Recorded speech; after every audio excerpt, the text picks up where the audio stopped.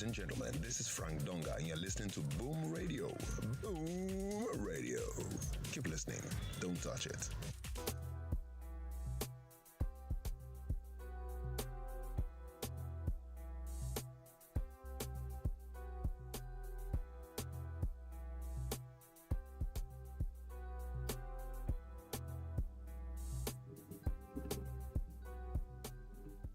Good morning, good afternoon, good evening. This is the Boombar on your Boom Radio NG. Thank God it's Friday, last Friday of the year 2023. Obviously, the last Boombar of the year 2023. Yeah. My name is Sola Rogers. It is a pleasure and a blessing to be here. Yes. Welcome, Bishop One. Welcome to the bar this very afternoon. My name is Dolupo. You know, the one and only, just me, myself, and I. And I bid you a warm welcome to the bar this very interesting afternoon. If you are just joining us for the very first time, my question is, where have you been? But we'll take it like that, and we will still welcome you all the same, saying that welcome. And it is a very interesting day today. It is, like he said, it is the last Boombar of the year, and it's going to be a very, very packed one today, as expected. We're going to be running down a few headlines of things that have happened, in the last 24 hours. But today's show is mainly about a lot of unpacking of a lot of things that have happened in 2023.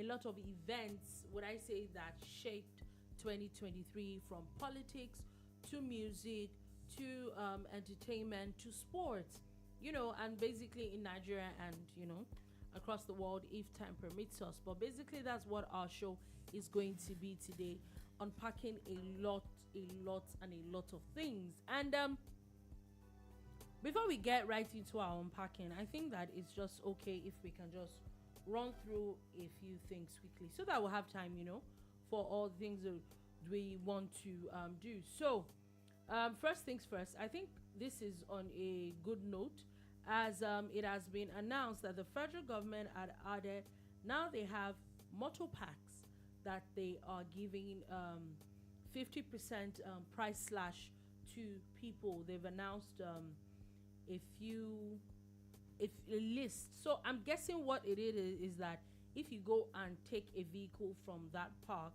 whatever it is you are taking is going to be 50% off.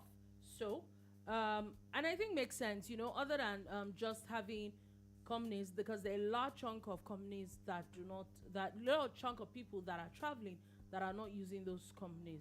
So I think this bus parks actually make a whole lot of sense. So for Lagos people, if you join from Oshodi Terminal 3, whatever it is that you take from there is going to be a 50% rebate. From Abuja, it is Jabi Park. In Onisha is Umugo Park. Aba is from the Abia Polytechnic, Aba. Kano from the Balmari Park, Ring Road or Maiduguri Bypass. In Kaduna, it is Mando Park to Lagos route. At the Television Garage for the Eastern route, Gadabi Luxury Park for Jos. Join the Old Park in Enugu. Then also Somachi Park in Owerri, Olu Obasanjo Ezenwata Park at Port Harcourt, Sokoto Central Park in Sokoto, Gombe Central Park in Gombe, Heavy Duty Park in Zaki Biam, the Young Shall Grow Park in Uyo, the Young Shall Grow Park also number 17. Another one also in Uyo, the Imbak Itam Itu in Akwa Ibom, the Young Shall Grow Park, another one in Uyo, and the Gombe Line Park opposite Government House in Gombe State. Uyo.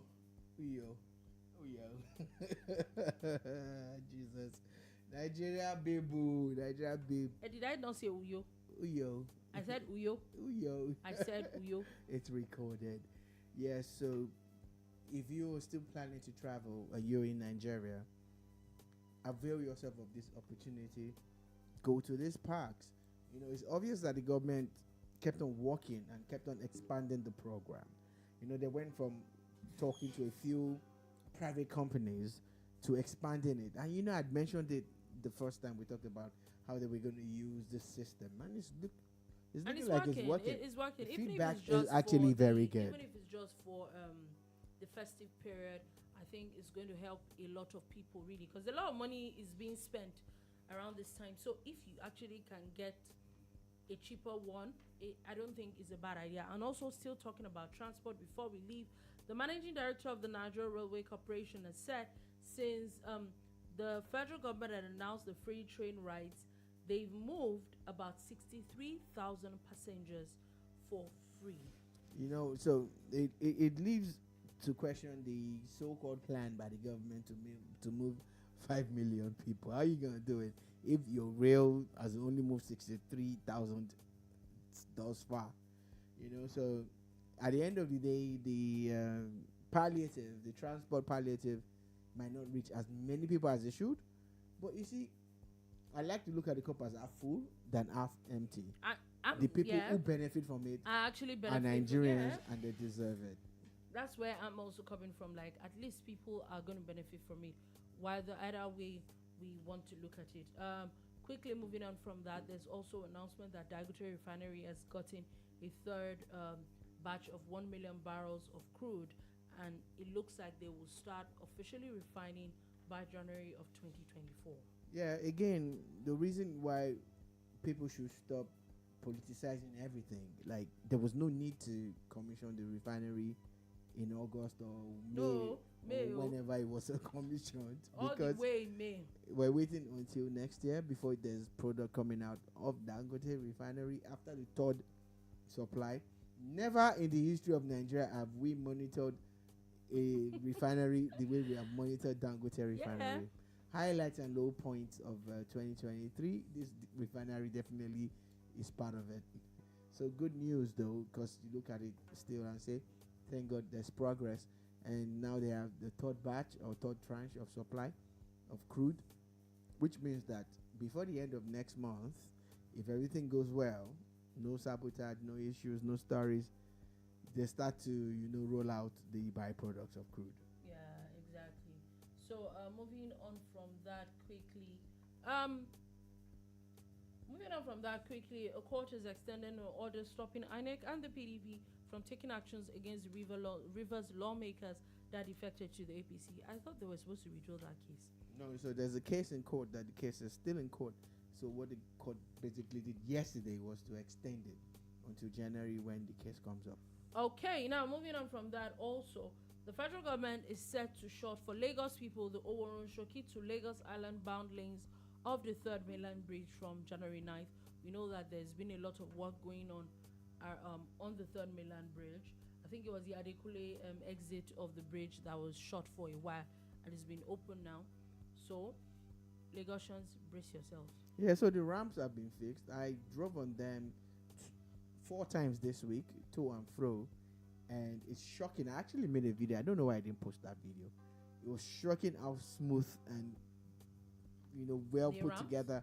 Yeah, it could be like, I'm like, this is what third mainland will look like, because you're coming off a third mainland where your car is all wiggly, jiggly, jiggly, wiggly, and then you get on the ramp that they're just fixed and just open, and you're like, okay, this is a precursor. This is a sign that third mainland, but there's going to be pain. There's going to be a lot of traffic, yeah. Because the last time third mainland was shut, to traffic too, it was hellish. So Lagosians need to start bracing themselves. Now, one of the things that I always wonder is, I don't know why we don't think far and wide about things.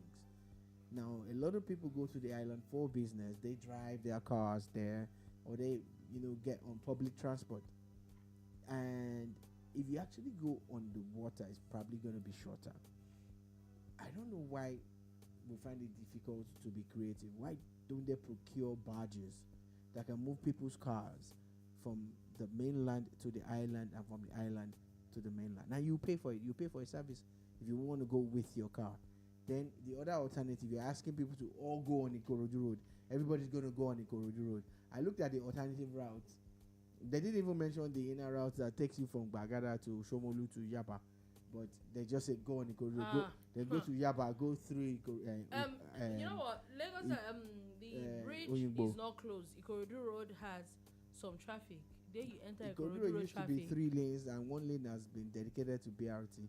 So you just imagine So it's the I think it's going to congestion be and hellish. everything. Really, if you do not have anything to do on So those provide axes, provide please just alternative go. transport, not just diverting traffic to Ikorodu Road, and Agege-Motor Road is messed up anyway. So How it do you can't even be a get on palliative. Agege-Motor Road though? You can go through Oshodi or Ilupeju. Okay, you go through or the Mushin. okay. So you go through. There are you 3 ways so to you're get first on it. coming all the way from the Bagada axis. You can even be coming from Ikeja and make a right turn. Okay, to Oshodi. Okay, Yeah. makes So, sense. so what it is that regardless of what you hear, why didn't they invest in maybe asking some of the Lagos State ferries to come to Oroshonki here? There's actually a ferry point there. You know, I didn't want to use the wrong word for it.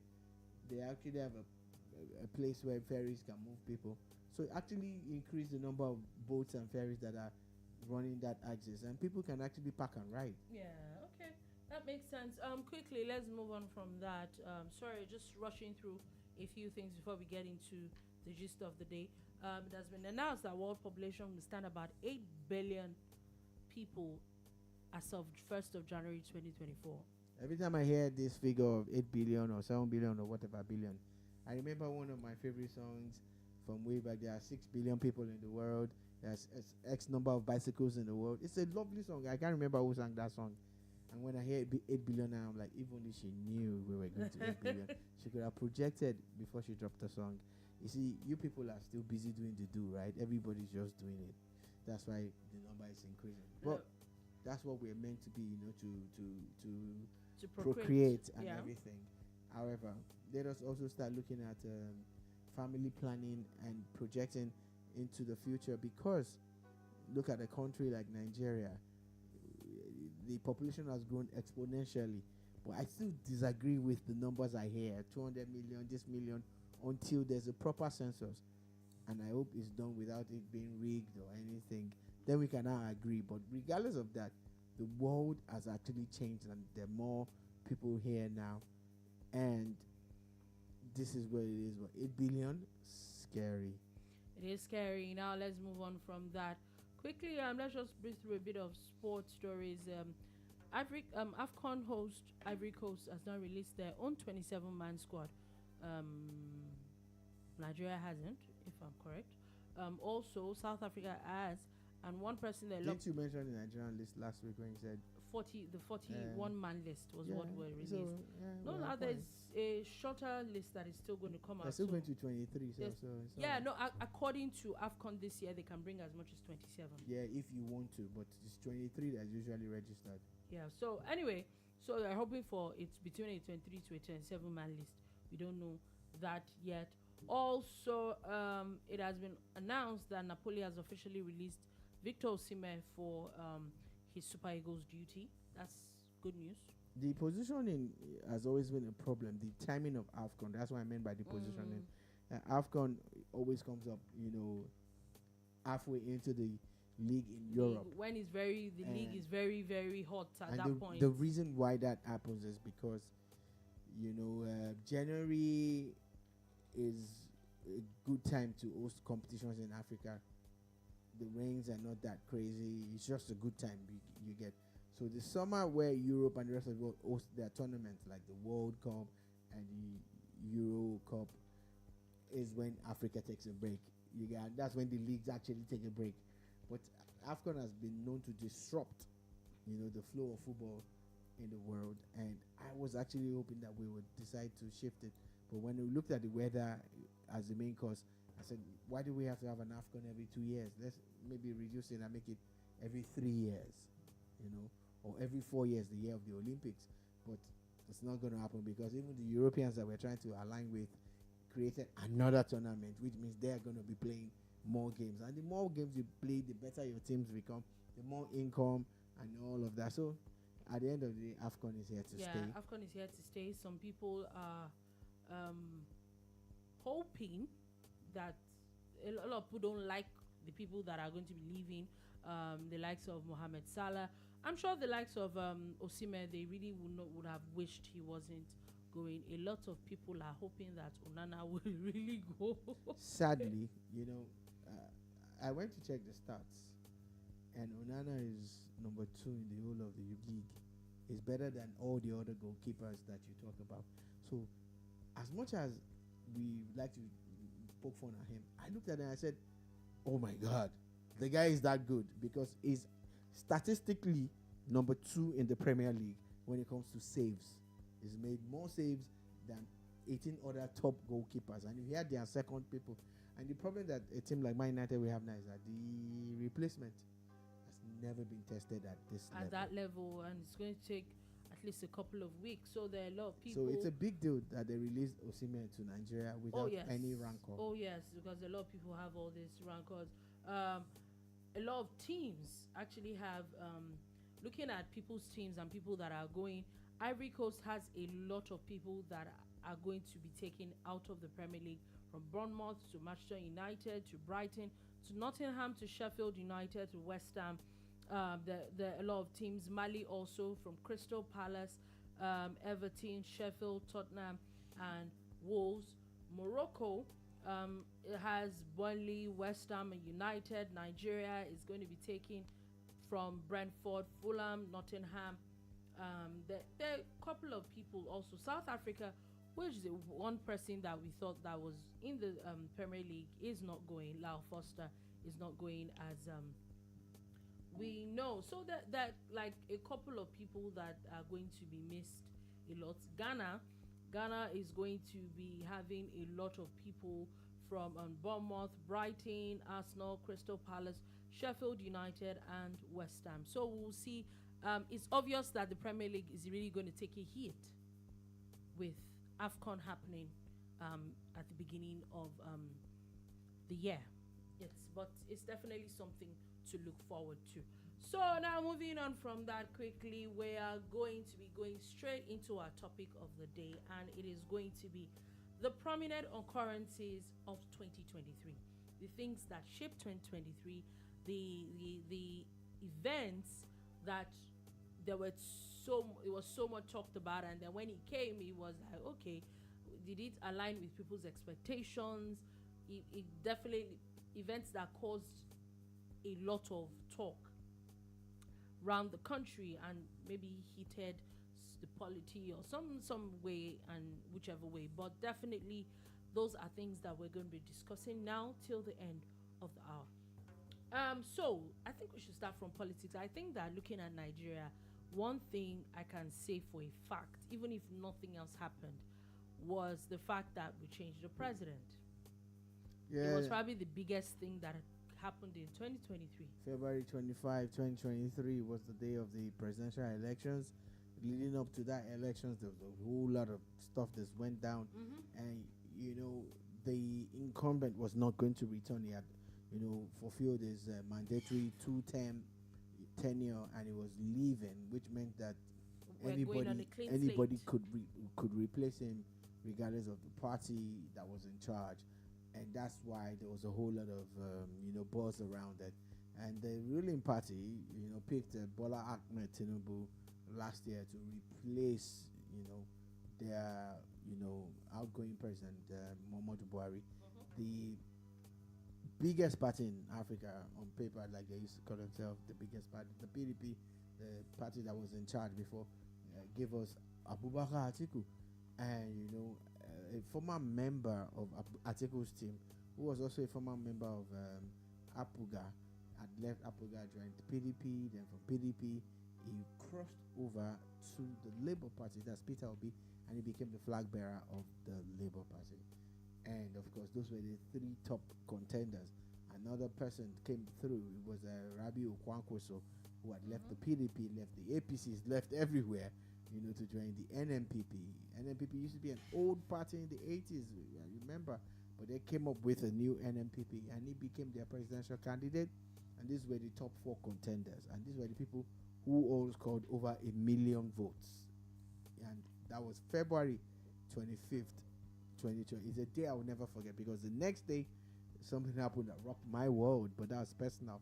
Yes, so that shaped 2023 a lot. The elections of the president of Nigeria, which eventually threw up Bola Ahmed Tinubu of the APC as the winner, as declared by INEC. And a few weeks after, we had the gubernatorial elections in most states of the federation. So that definitely happened. And of course, the elections came and went. After, it was very interesting because there was so much talk and so much conversation and so many prophecies. That's what was. And there were all sorts of things that were said, all sorts of predictions, all sorts of prophecies, all sorts of permutations. But the elections came and went. Yeah, 2023 exposed too many fake prophets. And I make bold to call them fake prophets. Yes, I agree. You take to the pulpit, you pick up the microphone. Some of them didn't even have microphones. They had ring lights and body mics and stuff. And you come and say, God told you this and God told you that. It was one of the toughest elections I have witnessed in my entire life as a Nigerian. But I think the people who made it worse were the fake prophets. Yes, it was. And there's it was so really many crazy. so many of them. Kept on coming up with predictions, and can I call them predictions? They call them prophecies. They call them prophecies. Looking back, there were no prophecies. There were no prophecies. Those were people. It was a lot. Just speaking it was on a their lot. own. Like every day, every week, there was somebody had something to say about something, and it was very, very hilarious. 99% of them didn't come through. Some did. Some left to me. I'm not saying that some, even the ones that did, I won't be surprised if some people just looked at it and saw the permutations and combinations. Some people had a lot of things. Everybody seemed to have an opinion. Twitter was agog with spaces about political issues. The elections came and went. Then came the inauguration, that there were so many things that were going to happen during the inauguration. Of course, the inauguration came and left, and then nothing happened. Then there was the anticipation of Tinubu's cabinet. There were a lot of lists flying around. There were so many things people had to say. And I think I would say that list was probably one of the most unpredictable ever. Yeah, I agree. And it really did a lot. Like, everybody was like, is this president serious? After a lot of permutations, then remember there was now the issue of the tribunal and the courts, the PDP and the Labour Party and the APM taking the president to court about the elections. And that was also another very interesting part of the whole political scene. It was because we always talk about the election season, the campaign season, the voting patterns and the voting period, then the results, the denials and the refusals, then the legal aspect of it. At times you just want to be a lawyer, especially in Nigeria after elections, because there's so much litigation flying around that you could be sued because you didn't sue the person that tried to sue you when you didn't sue him. Do you understand? But that's a joke. Now, in reality, it is a test of the system. A system that provides recourse, that provides, people an opportunity, to call out the results and say, I don't agree, and I have proof.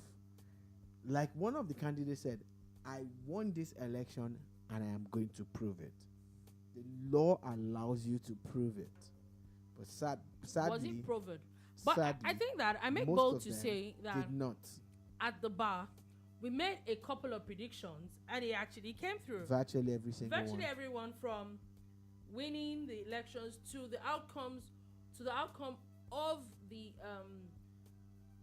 court cases, the presidential court cases. It was almost obvious, especially when one saw a lot of the arguments of the appellants. It was almost obvious. Well, of course, everybody had things to say, but I think I make bold to say that we said we try. We'll try on that matter. So yeah, that was one very interesting one. Like we said, Tinubu's anticipated cabinet. There were a few changes. There were a lot of people thought there were a lot more people that were going to be from President Buhari's cabinet. As we would know, only one person from that cabinet came back in the person of Festus Keyamo. Also, remember the issue of 3 people that were nominated that were never signed off by the National Assembly. Yeah, again, the fact that some of the nominees were recalled by the president, like the young lady from Kano that was supposed to be minister that, had her name pulled for God knows what reasons, and this and that. And again, talking about the ministerial list of Bola Tinubu, the man that nobody wanted because he had criticized the government, criticized the same Tinubu and all of that. It was a period. There was drama, yes. For people to go and dig up people, yes. what you said in the past, and it looked like, I'm talking about Bosun Tijani, who people felt that no, he didn't even have a business. But guess what? The man came through, stuck to his grounds, and as we speak of the 1 million ministers that Bola Tinubu has appointed, yes, I said 1 million because there are too many of them. In my opinion, is one of the brightest sparks and the brightest lights. So yeah, that definitely happened this year. That's really such a lot. That's a lot of drama around those things. Actually, now that I'm thinking about it, there's so much drama in it. Now, also ushering in President Tinubu. But before we get into that, it is this year the almighty Naira redesign. Yeah, started last year actually, and of course we felt the brunt this year. When the former CBN governor Elemiewele, sorry, that really? Is actually an Really? honest mistake. Yeah, right. Emefiele, sorry. Oh wow! I see what Emefiele. Oh, what's his Godwin Emefiele? You see, I stopped making mistakes. Those were honest mistakes. I see. Allegedly. So it was this year that President Muhammad Buhari in an interview was even saying, this is the plan, this is what we're trying to do. And there's something he said, instructive, that it was trying to create a level playing field for the elections. So it goes to show that the Naira redesign was not even what it was. It was just it was a political move. It was a political move. But the sad part for was me long overdue by law. Was that I don't think that we should play politics with people's lives, or people's lives were being played with.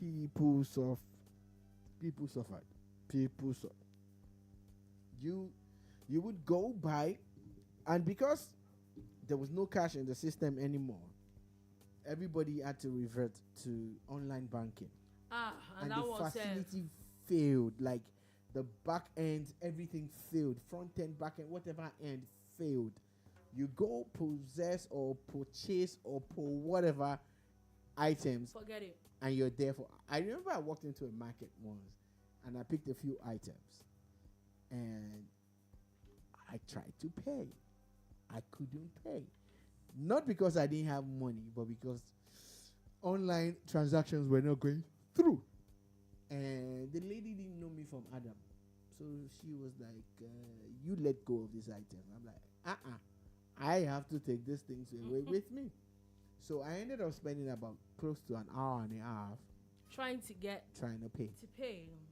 So you pick your phone and call other people. Look, can you help me make this payment so that I'll refund you when I can, because the system is bad, and the person too can't. Not because they don't want to help you, but because the system was bad. And why did the system go bad?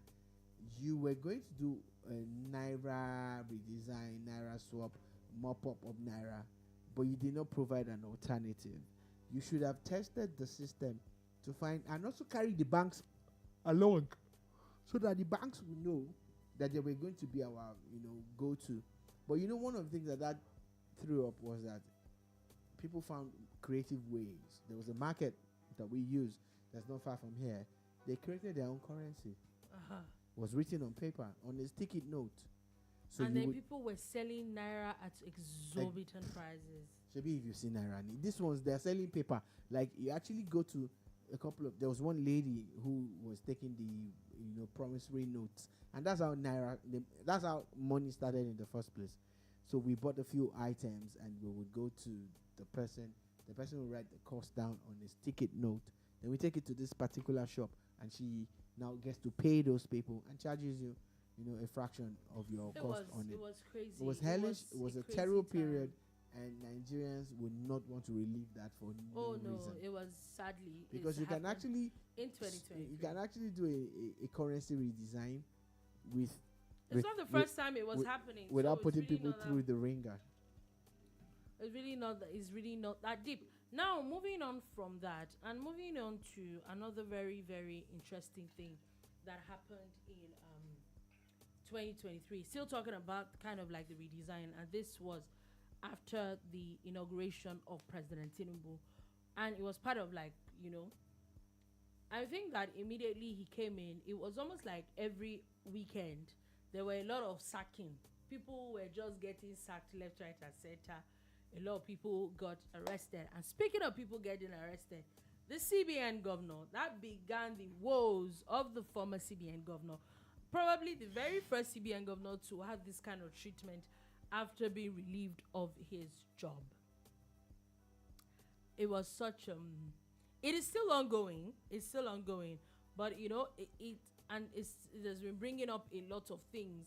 But I think I would like to say that is also one event that got a lot of people talking. Godwin Godwin, his name, Philly something, got us into a bind, and that's the truth. And last year, we should have known that we were heading for the rocks when he tried to contest at the APC primaries. Yeah. Even when when they tried to stop him, he went to court. He actually fought to become president of Nigeria.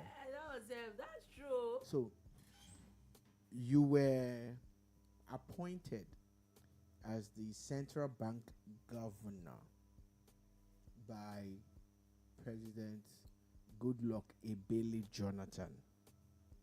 Then you were reappointed by President Muhammadu Buhari. Twice. Then that was not enough for you, sir. You wanted to be the one to replace Buhari. That's when we should have known that we are in trouble. There is a problem, Abi. So what exactly are Nigerians going on about? So we saw it coming. We just never took it seriously. Talking about how he experienced what people have never experienced. If you do what people have never done, you will see what people have never seen now. You do what people not do before. How CBN governor will say he won't be president? How now? But CBN governor is a governor now. Resign. You're in charge of Nigeria's economy and all of that. Resign. Everybody that is of age, there is a cut-off age for presidency. If you're 18, you can vote and be voted for, for some positions. Mm-hmm. But for president, you must be, I think, 35 or whatever, not too young to run. You qualify to be president, bros. Not because I'm not saying you don't qualify. I'm not saying that Godwin Emefiele does not qualify. I'm saying that he didn't have to contest while holding down his position as the CBN governor. Yeah. There's a conflict of interest. Law, yes, it was. Then when he lost, sabotage. Yeah. Allegedly. I don't put allegedly. The story is still ongoing. You are now angry. Yeah, 2023. We suffer for this bros. It was a lot. It was really, really, really, really a lot. I'm still talking about all these things. We talked about the presidential elections. We didn't talk about governorship elections. That too was a lot. Take, for example, Lagos State. Lagos State was pretty chaotic. Look, it was all about how we had a third force. Kudos to the Labour Party. They came up with, this movement, and it was very good. Our elections, I'd never seen that before. We had a major third force, and the PDP that used to be the main opposition in Lagos, They did not even hold. Man could not even get 100,000 votes if I'm not. He couldn't. No, they couldn't. They couldn't. You know, so the Labour Party showed us that, you know, they could garner votes. Mm-hmm. They actually did well. But sadly, they lost, or gladly they lost, depending on the side of the divide that you belong to, or you are seeing it from. And the incumbent and his deputy, that's Sanwo-Olu and Amzat, actually won the election as against the Labour Party's candidate. Roadviver. Yeah, Gbadebo Roadviver. There's a lot he had a of drama. lady, I can't remember her name. I can't remember her name. She's from Ikorodu, I think. But you know and the PDP actually had one of Nollywood's finest, you know, who has actually deleted everything that has to do with election from her social media. Okay. So are we going to say that it's official that she's not a politician? She was just... She contested. She cannot delete that one now. Delete pictures, but you can't delete history. So Funke Akindele was a candidate to the PDP's Jandor. But they're still in court, because so what I'm saying is that just for the streak of luck, he wins the election. Is she not going to come back and say that she's his because she deleted picture does not mean she's not the deputy governorship candidate of the party. Anyway, she can even tell you that it was a hack. It was a hack. It's very interesting because a lot of states had a lot of drama. Take, for example, Adamawa. Adamawa too was a very, very interesting.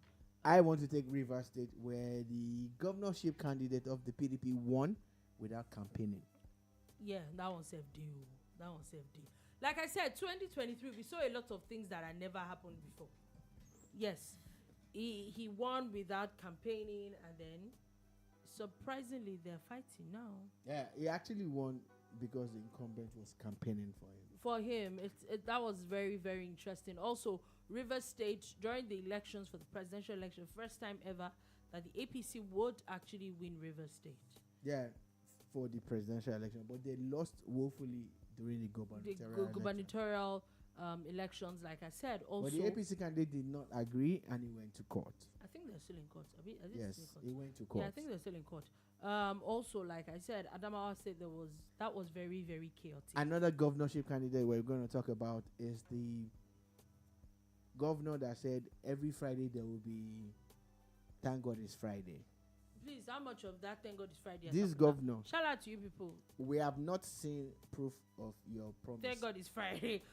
Politicians should actually stick to them. And you're a pastor. The promise is a debt. You said that people can go to beer parlor on Friday and drink 50% off. Or even whatever. You know, percent. people, like we always say, people make these promises. We wanted. By the time you Dolupo was considering relocating there and coming to work from there every day, because Tinubu will give her 50%. Excuse. And you will give her 50% alcohol. See. That's how you drink people, your alcohol. Let's. A pastor promised to give people alcohol on Friday. Have you given them? There's been a lot of Dolupo, maligning. we need to go and investigate. Excuse me. Let me finish. Are we not together again on this? No, matter? we're not. You have been doing a lot of maligning that happens on this bar. It's Boombar now. I would not take it easy with you in 2024. Are we fighting? We are going to. Are we fighting? Yeah, I'm just what. See. Okay, the governor of is it Akwa Ibom? Which state again, sir? I don't know. Please now, with this Boombar, we have to inform people. He's Akwa Ibom. I think he's your governor and or something. Oh, pastor, you said you give people. Speaking about pastors, still in the same 2023, for the first time ever, a reverend father also became a governor. First time, it's not the first time. We had a reverend father in Benue before now. Is the reverend father that we have in Benue now? We've had one, I think, in Plateau before. Regardless, it's not the first reverend father to be governor. Yeah. Maybe in that particular state. It's not. Oh, I thought it was. Any which way, so that brought up the conversation, but this Reverend Father, of course, we know is Catholic, brought up the conversation of a first lady. And it is official, that definitely dissipated the conversation that having a first lady is not in the constitution. We don't need another first lady. Take, for example, In Osun State, there's more than one first lady. So who is the first lady? So who is the first lady? They have 3, Abi 2. I don't know. You Is can that what count. you're looking for? I didn't say I don't anything. know what you're looking for. And you know the funny thing, some northern governors actually have 3 or 4 wives. Who was first lady? You will have to scrap the office of the first lady. Scrap it. Exactly. There's not a We lot don't of need things it. talking about. Let it first be an ladies. elective post. First lady. You are looking for trouble. Man, no deal. You are Yeah, but looking you for trouble. organize like a beauty pageant for first lady. Anyway, Ship. also in the year 2023, the Labour Party officially got their very, very first governor. Kudos to them. No, they had a Yes. governor in Mimiko in Ondo State They did. many years ago. Okay, is it that Labour Party? Ah, It's the same Labour Party. okay, it's the same Labour Party. Yes, Let's please. not even say. Uh-huh. It's You're same welcome. It's same nomenclature. It's not the same party. It's not the You're same. welcome. It's the not same party. Same Yeah, thing. well, It's not don't the be same Gen Z-ish. It's the same party. not You're the same welcome. thing. We both know You're it's not the same welcome. thing. It's You the just same Labour want to Party. be- It's not the same Labour Party. Oh, am I speaking facts here or not? I don't know what Call you're me talking out. about. We're I don't know live. what you're Call me talking out. about. I don't know what you're talking about. Okay, so Any okay, which way. Dolupo, repeat your statement. Any which way, we're I'm going to moving fact on. check you. Yeah, repeat We're it. moving on from that. So you're one of those people that don't accept when they make mistakes. We're moving She on made a from mistake. that. She's Gen Z. Excuse you. She's Gen Z. No. Gen Z people know they agree I'm when not they do interested. mistakes.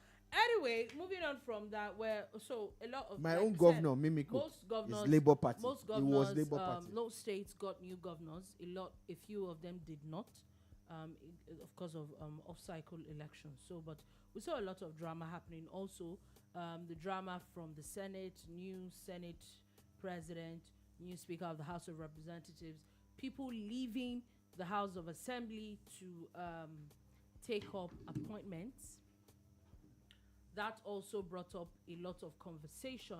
So I think I would say that it was pretty much a very eventful year for Nigeria. And before we leave the matter of that, subsidy removal. How could I have forgotten? No, I was not going to forget. This same year, 2023, the president during his inauguration had talked about there was not going to be subsidy anymore. And because the former president had said that they were paying subsidy up until the end of June, everybody, let me say everybody, most people thought that, we're still going to enjoy subsidy for 1 more month. Only for us to wake up one day, bang, like 2 days after that, and kaboom, subsidy is gone. So we do with facts over opinion at the bar, but we speak our opinions too based on facts. Everybody keeps saying that Bola Tinubu made that announcement and everything, but if you look at the budget, the provision was for only 1 more month.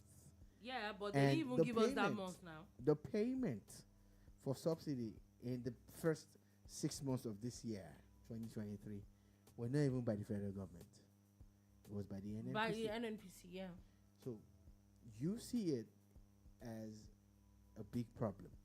I definitely did not like it. I hated it with a passion because it took our expenses up.